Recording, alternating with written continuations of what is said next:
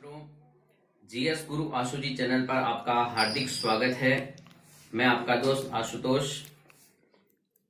हम पढ़ रहे थे कक्षा 10 की विज्ञान विषय को, जिसमें हमने पहला पाठ भोजन एवं मानव स्वास्थ्य, दूसरा मानव तंत्र ह्यूमन सिस्टम, तीसरा जेनेटिक्स पढ़ लिया था। चौथे पाठ में थे हम इम्यूनिटी एंड ब्लड ग्रुप्स, प्रतिरक्षा और रक्त समूह है।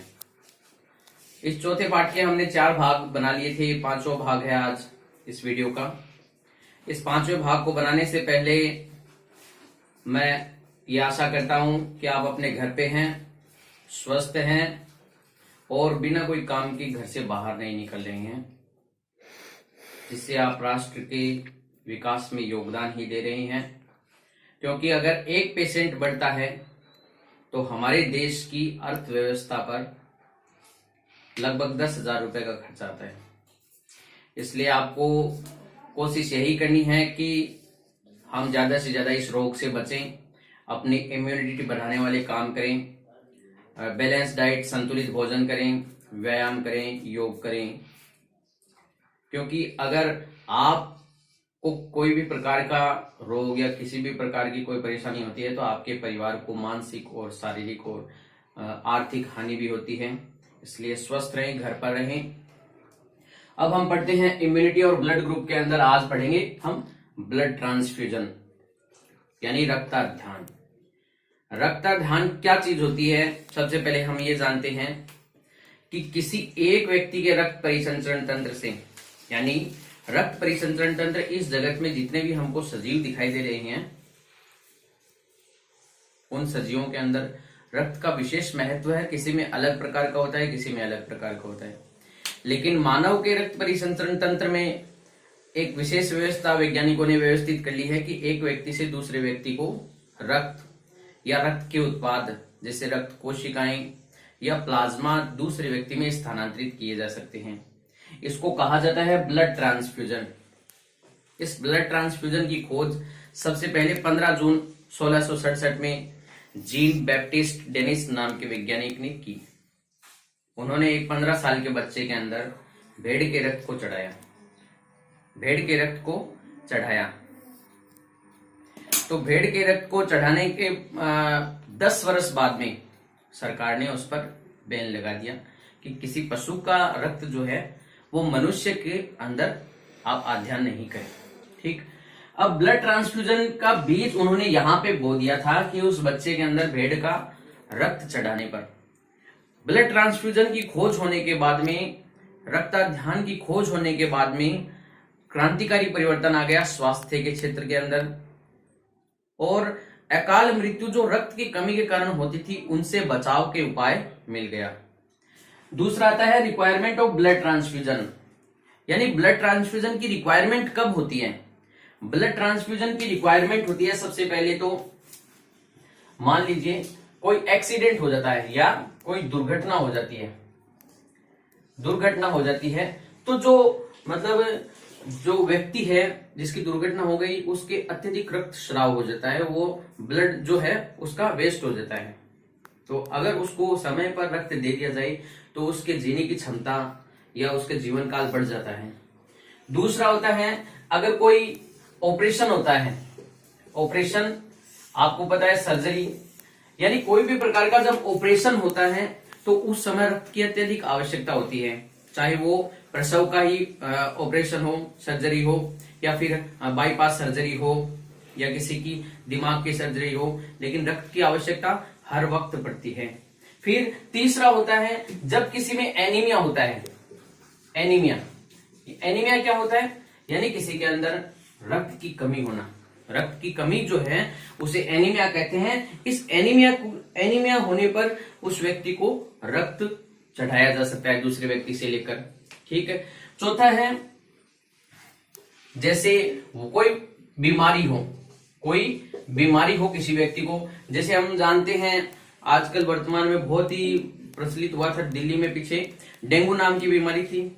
उस डेंगू नाम की बीमारी के अंदर किसी स्वस्थ व्यक्ति को अगर वो रोग हो जाता है तो उसकी प्लेटलेट्स डाउन हो जाती है। प्लेटलेट्स मैंने आपको रक्त परिसंचरण तंत्र में बताई थी, बिंबाणु कोशिकाएं जो मनुष्य के रक्त का थक्का जमाती है, उसकी कमी के कारण मनुष्य के पूरे रक्त परिसंचरण में अनियमन हो जाता है, और उस अनियमन को दूर करने के लिए ये ब्लड ट्रांसफ्यूजन बहुत काम करता है। ठीक है। फिर बीमारी के अंदर डेंगू हो गया, हीमोफीलिया रोग हो गया, या सिकिल सेल एनीमिया रोग, ये जो रोग होते हैं इसके अंदर व्यक्ति को विशेष रूप से ब्लड की आवश्यकता होती है। ठीक। अब देखते हैं प्रोसेस ब्लड कलेक्शन की। तो सबसे पहले हम प्रोसेस से पहले देखते हैं कि ब्लड डोनेशन यानी रक्तदान कौन कर सकता है। रक्तदान कौन कर सकता है ये हमको जानना जरूरी है। ब्लड ट्रांसफ्यूजन तो तभी होगा जब कोई दूसरा व्यक्ति ब्लड देगा। अगर कोई ब्लड देना ही नहीं चाहता फिर ब्लड कहां से आएगा, क्योंकि इस संसार के अंदर नेचुरल फैक्ट्री ब्लड बनाने की केवल मानव शरीर है, यानी ह्यूमन बॉडी जो है वो ही ब्लड बनाती है इस पूरे ब्रह्मांड के अंदर। और कहीं यानी सजीवों, मनुष्य के संदर्भ की बात है, और सजीवों में भी ब्लड बनता है, लेकिन मनुष्य रक्त जो है वो मनुष्य शरीर के अंदर ही बनता है। कृत्रिम रूप से अभी ब्लड बनाने की कोई टेक्नोलॉजी आई नहीं है, और जो आएगी वो इतनी जल्दी सक्षम नहीं होगी। तो हम देखते हैं रक्तदान कौन कर सकता है। रक्तदान वह व्यक्ति कर सकता है जिसकी उम्र 18 वर्ष से अधिक हो गई है। ठीक। दूसरी बात, उसका वजन 50 किलो या 50 किलो से अधिक है। ठीक है। और तीसरी बात, वो स्वस्थ है। स्वस्थ मतलब उसको कोई भी प्रकार का रोग नहीं है। और अगला है कि वह किसी भी प्रकार का नशा नहीं करता हो, किसी भी प्रकार का नशा नहीं करता हो। पिछले 3 महीने के अंदर उसने कोई भी दवाई, कोई भी 3 माह में दवा न ली हो, कोई दवा न ली हो। तो इस प्रकार रक्तदान विशेष रूप से जो स्वस्थ व्यक्ति होता है, हष्ट पुष्ट होता है, संतुलित भोजन करता है और 18 वर्ष से ऊपर जिसकी उम्र होती है वो रक्तदान कर सकता है। और रक्तदान सभी को करना चाहिए। जो 18 वर्ष से ऊपर हो जाता है उसको रक्तदान करना चाहिए, क्योंकि इस पूरे संसार के अंदर मनुष्य रक्त बनाने वाली फैक्ट्री केवल मनुष्य शरीर है। रक्तदान करने से किसी भी प्रकार की कोई कमजोरी नहीं होती है व्यक्ति में। रक्तदान जब व्यक्ति करता है तो उसका 1 यूनिट रक्त जब लिया जाता है तो वो 1 यूनिट रक्त 24 से 48 घंटों में उसके शरीर में वापस पूर्ति हो जाती है, और जो रक्त कोशिकाएं हैं वो 36 दिन में बन जाती है उसके शरीर के अंदर। तो इस प्रकार इसलिए कहा जाता है। और रक्तदान जो है करने की आवृत्ति, रक्तदान कम से कम 3 माह बाद दूसरी बार रक्तदान करना चाहिए। यानी एक बार आपने रक्तदान कर दिया तो उसके 3 माह बाद दूसरी बार रक्तदान करना चाहिए, जिससे हमारा शरीर जो पीछे वाला रक्त है उसकी रिकवरी कर लेता है और स्वस्थ रहता है। ठीक। अब अगला देखते हैं प्रोसेस क्या है रक्त ब्लड कलेक्शन की, यानी रक्त संग्रहित करने की प्रोसेस क्या है। रक्त संग्रहित करने के लिए आपने बहुत देखा होगा कि समाज में जागरूकता आई है, लोग रक्तदान कैंप लगाने लगे हैं। बहुत अच्छी बात है, रक्तदान कैंप लगाने लगे हैं। रक्तदान कैंप लगाने के लिए, ब्लड कलेक्शन करने के लिए शर्त जो होती है सबसे पहले तो होती है कि व्यक्ति एकदम स्वस्थ होना चाहिए। स्वस्थ यानी अंडरवेट नहीं होना चाहिए, नशा वगैरह नहीं करना चाहिए, कोई बीमार नहीं होना चाहिए। दूसरी शर्त ये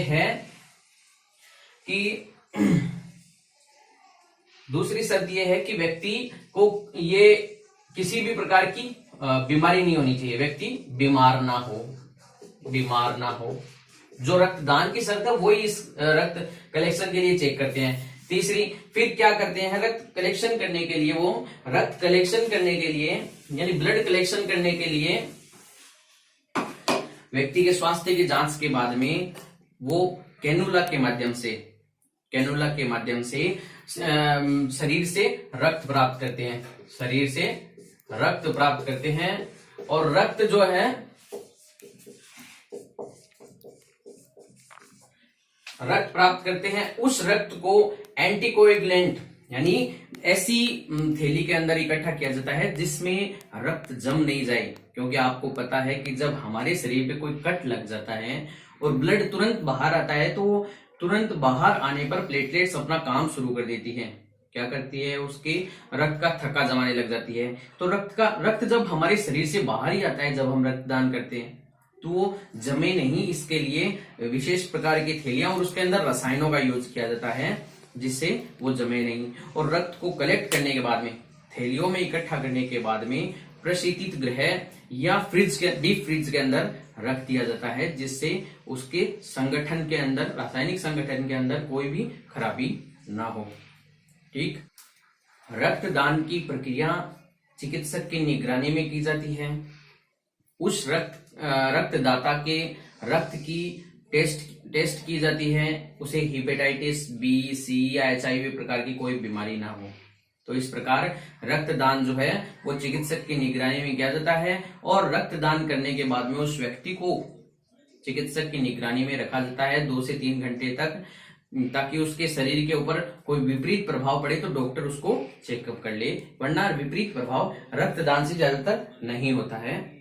और रक्तदान के बाद में मुख्य रूप से जूस जो है वो रक्तदाता को दिया जाता है ताकि उसके शरीर में ऊर्जा का प्रवाह हो। अब हम देखेंगे कि अध्ययन में ब्लड कलेक्शन के बाद में ट्रांसफ्यूजन का मतलब अध्ययन, यानी अब रक्त कलेक्शन कर लिया, रक्त कलेक्शन करने के बाद में किसी व्यक्ति को रक्त चढ़ाना है, तब क्या करना है। तो रक्त चढ़ाने के लिए क्या किया जाता है कि जब किसी व्यक्ति को, किसी बीमार व्यक्ति को, किसी जरूरतमंद व्यक्ति को रक्त दिया जाता है तो उसका सबसे पहले रक्त समूह टेस्ट किया जाता है। रक्त समूह हमने पीछे पढ़ा है कि हमारे शरीर के अंदर ABO रक्त समूह भी पाया जाता है और RH रक्त समूह भी पाया जाता है। उन दोनों टेस्ट करने के बाद में, यानी RH टेस्ट करने के बाद में ब्लड को उसका जो ब्लड ग्रुप है, उसके ब्लड ग्रुप के ब्लड को ब्लड बैंक से आधे घंटे पहले बाहर निकाला जाता है। फिर रक्त अध्ययन की प्रक्रिया जो है वो 4 घंटे की कम से कम प्रक्रिया है, यानी रक्त एक साथ किसी के शरीर के अंदर नहीं चढ़ाया जाता है, उसमें कम से कम 4 घंटे लगते हैं और अंतःशिरीय चढ़ाया जाता है। सीरिया मतलब जो हमारी वेन्स है, सिराएं हैं, उनके अंदर चढ़ाया जाता है, क्योंकि हमारी धमनियों के अंदर बहुत तीव्र गति से रक्त बहता है, इसलिए धमनियों में रक्त नहीं चढ़ाया जाता, सिराओं में रक्त चढ़ाया जाता है और वो धीरे धीरे धीरे धीरे बूंद बूंद हमारे हृदय में इकट्ठा होकर फेफड़ों में जाता है। ठीक। तो इस प्रकार अंतःशिरीय चढ़ाया जाता है। और जब रक्त चढ़ाया जाता है किसी व्यक्ति को तो उसमें कोई भी साइड इफेक्ट हो सकता है, उसकी धड़कन अनियमित होना, साइनोसिस या बुखार वगैरह हो सकते हैं। तो इस स्थिति के अंदर डॉक्टर दवाइयां देकर उनको नियंत्रित करता है। अब ट्रांसफ्यूजन जो है वो 2 प्रकार का होता है, एलोजेनिक और ऑटोजेनिक, यानी समजात और समजीवी अध्ययन। एलोजेनिक मतलब समजात और ऑटोजेनिक मतलब समजीवी अध्ययन। तो इस प्रकार के अध्ययन में, एलोजेनिक अध्ययन में क्या किया जाता है कि एक स्वस्थ व्यक्ति है, मतलब स्वस्थ व्यक्ति नहीं, एक जिसको रक्त की आवश्यकता वाला व्यक्ति है, आवश्यकता जिसको है, उसको किसी अन्य व्यक्ति का रक्त जो है वो चढ़ाया जाता है, तो वो हो जाता है एलोजेनिक, यानी उसके शरीर के अंदर उस रक्त को चढ़ाया जाता है। ऑटोजेनिक क्या होता है कि मान लो आवश्यकता वाला व्यक्ति है, लेकिन अब रक्त दिया हुआ किसका है, इस स्वयं उस व्यक्ति का पहले से ब्लड लिया हुआ है, वो इसी व्यक्ति को चढ़ाया जाता है, वो होता है ऑटोजेनिक यानी समजीवी रक्तदान। इस प्रकार एलोजेनिक और ऑटोजेनिक 2 प्रकार से अध्ययन किया जाता है। रक्त जो है उसको प्रसंस्करण करके, यानी उसके कंटेंट्स को अलग अलग करके भी यूज लिया जाता है, जैसे RBC, प्लेटलेट्स, प्लेज्मा, उसको अलग अलग करके अलग अलग व्यक्तियों में उपयोग लिया जा सकता है। तो अब हम अगला पढ़ेंगे precautions taken during blood transfusion. Precautions क्या है, जब रक्त चढ़ाया जाता है तो उसके लिए सावधानियां क्या है, या जब रक्त लिया जाता है तो उसके लिए सावधानियां क्या है।